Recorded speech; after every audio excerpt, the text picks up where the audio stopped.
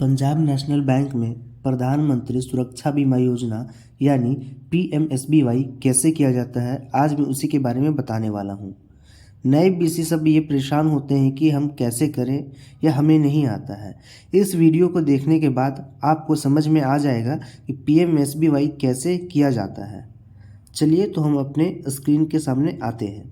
ठीक है, अपने बीसी पोर्टल को लॉगिन करने के बाद दिए गए मेन्यू में सोशल सिक्योरिटी स्कीम के मेन्यू में आना है, फिर PMSBY के मेन्यू में आना है। ठीक है, यहाँ आते ही हमारे सामने जो इंटरफेस होगा उसमें हम कस्टमर का आधार नंबर, जो आधार कार्ड है उनका जो नंबर है वो हम यहाँ पे दर्ज करेंगे। सही कस्टमर का आधार नंबर डालने के बाद आई हियर बाई में कंफर्म करेंगे यानी टिक करेंगे। उसके बाद हम ऑथेंटिकेट वाले ऑप्शन में आएंगे।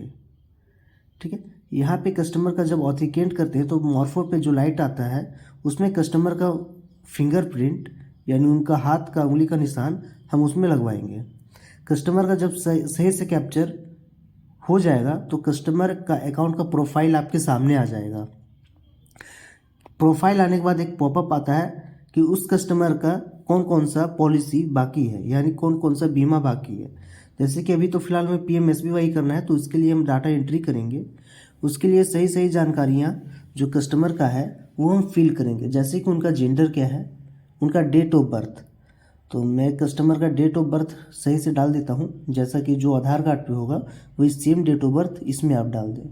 उनका मैरिटल स्टेटस क्या है, वो मैरिड है या अनमैरिड है, तो उनका हम डिटेल हम फिल करते हैं। वो मैरिड है या अनमैरिड है, वो मैरिड है इसलिए हम उनका हस्बैंड का नाम यहाँ पे एंट्री कर रहे हैं। आपके केस में अगर वो अनमैरिड है तो उसे आप रहने दें, ये ऑप्शन आएगा ही नहीं उस टाइम। ठीक है, तो मैं यहाँ पे उनका डिटेल सही से फिलअप कर ले रहा हूँ। उनका डाटा सही से एंट्री हो चुका है। अब हम क्या करेंगे कि उनका जो कस्टमर है वो नॉमिनी में किनको रखना चाहते हैं वो हम सिलेक्ट करेंगे। ठीक है, तो उनके हिसाब से मैं उनका डाटा एंट्री ले रहा हूँ। अब नॉमिनी में किनको वो रखेंगे। ठीक है, पहला तो हो गया रिलेशन, नॉमिनी से क्या रिलेशन है, उस नॉमिनी का क्या नाम है वो हम डाटा देंगे। उसके बाद उनका स्टेट, कहाँ से वो हैं, फिर उनका जो एड्रेस है, कम्युनिकेशन एड्रेस है यानी रेजिडेंशियल एड्रेस जो भी है आधार कार्ड पे, वैसा फुल एड्रेस हम यहाँ पे डाटा में एंट्री करेंगे। ठीक है, प्राइवेसी के लिए मैं उनका डाटा हाइड कर दे रहा हूँ। बाकी आप लोग अपने स्क्रीन पे ओपन वो सामने रहेगा, उसमें तो कोई इशू नहीं होगा आप लोगों को। ठीक है, तो मैं उनका डाटा हम एंट्री कर ले रहा हूँ। यहाँ पे पिन कोड हो गया। ठीक है, अब क्या करना है कि जो नॉमिनी है उनका डेट ऑफ बर्थ जैसा कि आधार कार्ड में होगा वैसा ही हम यहाँ पे देंगे। ठीक है, तो जैसा आधार कार्ड पे है उनका वैसा मैं सेलेक्ट कर देता हूँ। कोशिश करें जो आधार कार्ड पे है वही देने का, इन फ्यूचर दिक्कत ना हो।